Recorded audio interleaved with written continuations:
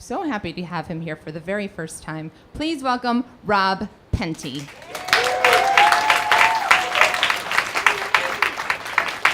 When I was a kid, my father used to come to my bedroom every night, and before I went to sleep, he would say to me, "Rob, have you cleaned your teeth?" And he was British, so what he meant was, "Have you brushed your teeth?" And I didn't, because I was a child and I was stupid. And I don't know what it is about kids. They don't want to like do stuff. They don't want to like bathe or brush their teeth. And I was no different. And so I'd say yes, and I would lie because I was a terrible little kid. Now, the thing is, my father had horrible teeth.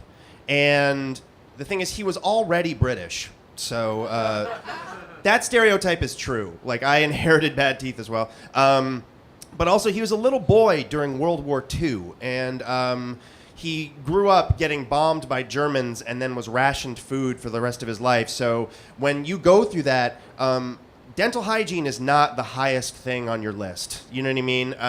And I remember one time my parents and I were out to dinner. We were at a fancy restaurant, and we were waiting in the bar area to get seated. And my father took a nut from one of the things on the bar, and he bit into it, and he just went, and he reached into his mouth and pulled out a little piece of tooth, and because it just cracked, and he just put it in the ashtray, because at that point, what are you going to do? You know what I mean? I mean, my father was just cursed with like these gray-green teeth, and I think that every night when he came to me and said, you know, clean your teeth, he wanted me to avoid his fate.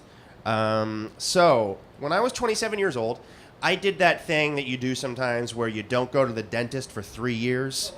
And then when you go for that checkup, you know that you have a lot of work coming.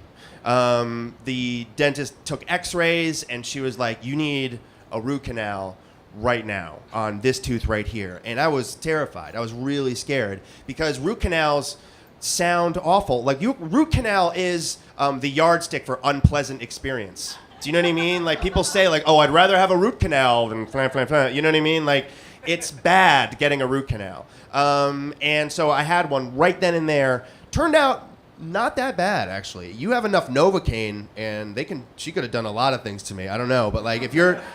That's disgusting. I'm sorry. I don't know why I said that. But, like, if you're numbed up enough, like, I would just sat there for, like, 2 or 3 hours with my mouth open while she did a whole bunch of stuff. And I was okay. And, like, it was funny because at the time I hated my job so much. I was happier being in the dentist chair than being at work. So it turned out okay. And as I'm leaving, she's like, you know, in the x-ray, it looks like the other tooth on the other side of your mouth is getting close. So you have to come back in 6 months. We're going to do another cleaning and a checkup, and we'll revisit it then. So roughly 5 months and about 30 days later, I'm out with my friends when I get a horrible toothache in that tooth. And I realize pretty soon that this toothache is not going away, and I'm pretty sure that I'm going to need a root canal. But we were out. We went to a comedy show, and it was like 10 o'clock at night, so there's nothing that I could have done about it. And here's the thing about pain. Like, when you fall down and you like hurt your arm or something, or you know, you hurt your leg, like, you can grab your arm or your leg, but when pain comes from inside your skull, there's like nothing to do. You just it just comes like a wave. And like, I don't know why I did this, but every time the pain came, I had this really odd gesture that I would do to like deal with it. Every time I got like some like big ache, I would just go, ah, and don't know why. I don't know what field goals have to do with root canal pain, but so I just rode home the subway. We went home, and the pain kept coming. I was living at the time with my best friend John. We had grown up together, and that night our friend Risa was spending the night with us, and she was sleeping in the living room. And Risa had just graduated from med school, and Risa sees me, and she's like, "Rob, do you want some Vicodin?" And the thing is, Risa had like just a tackle box full of drugs. You know, like, your grandma who has to take those pills, and there's like a 7-day thing. She had that, but it was like the size of a chessboard. It was like huge. So any drug, any pill that you wanted. And I recently like asked John about that. I was like, remember when Risa came and she had that that thing of drugs? Like, that's normal for a med student. And he was like, dude, no, it's not. Like, I don't know what that was. And so Risa saw that I was in pain, and she's like, Rob, do you want some Vicodin? Here's something that you guys need to know about me. I am terrified of drugs. I am so scared of recreational drug use. You have no idea. All of those 1980s very special episodes worked like a charm on me. You know, like the episode of Growing Pains where Mike wouldn't smoke crack at that party? And then there was the episode of Punky Brewster where the cool girls brought like a whole bunch of like seriously heavy narcotics to the treehouse. There was an episode of 227 where Calvin's friend was a drug dealer and he got shot at the end of an episode.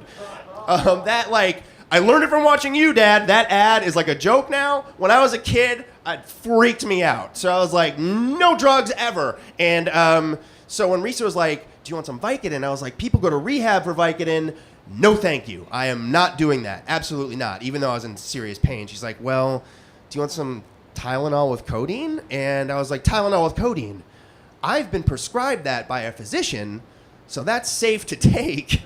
I will have some Tylenol with codeine. She gave me 2 Tylenol with codeine, and it worked, and the pain went away for 30 fucking seconds, and then I was just back, like, and it's like 11:30 now. Everybody else is going to sleep, and I'm trying. I, like, put my head down on the pillow, and I was like, I'm just going to try and go to sleep, and my tooth's like, you're not going anywhere. Get back up. So I'm pacing, and it's 11:45. It's midnight. I can't call my dentist at that point. Like, I have this whole night ahead of me of pain, and I don't know what to do. And I'm like, I need to distract myself. So I need something to do.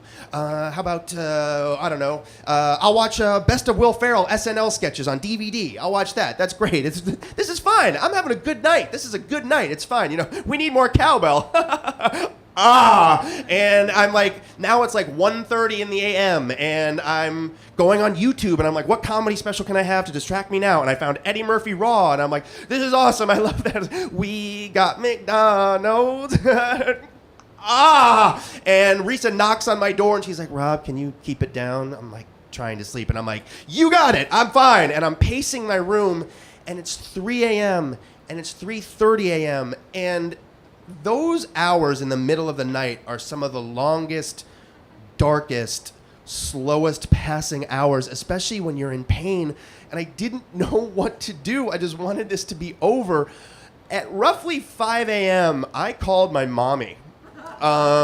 It had gotten to that point. Like, I don't know if you've ever reached that point. Like, I am ostensibly an adult at this point, but I, at that moment, needed more than anything else to call my mommy, have her tell me that she loves me and that this is going to be okay.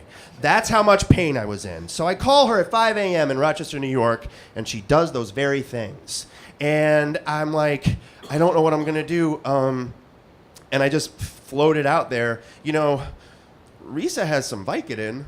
And my mother, who is much more Puritan than I, did not balk at the idea of me taking Vicodin. So I took that as tacit approval that maybe it would be okay to take Vicodin and I wouldn't end up a junkie on the streets or something like that. I also find it interesting that I needed my mother's permission to take Vicodin, but that was my mindset at the time. So I hang up with her, I go into the living room, I shake Risa awake, and I say, Risa, give me the Vikes. And I take 2... and it worked. Oh, it was so wonderful. I don't know if Vicodin gives you a high at all, but I know that it takes pain away. And it was wonderful, and I was able to sleep for 4 hours. And I got up in the morning, and I called work, and I was like, I'm not coming in today. And then I called the dentist, and I was like, fire up the Novocaine. Daddy needs a root canal. And I went in, got the root canal, and everything was okay. And it turned out fine. And when I think of this story, I think, I should have listened to my dad. It was a very simple request. Brush your teeth every night. That's all you have to do. Take care of your dental hygiene. But the thing is, like, our parents are like these weird, bizarre people, you know what I mean, that we don't really know how to take sometimes. And they've lived their own lives, their whole lives, and they have all of this experience that they want to give to you.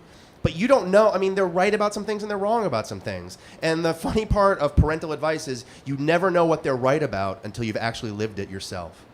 Thanks, guys. Down somewhere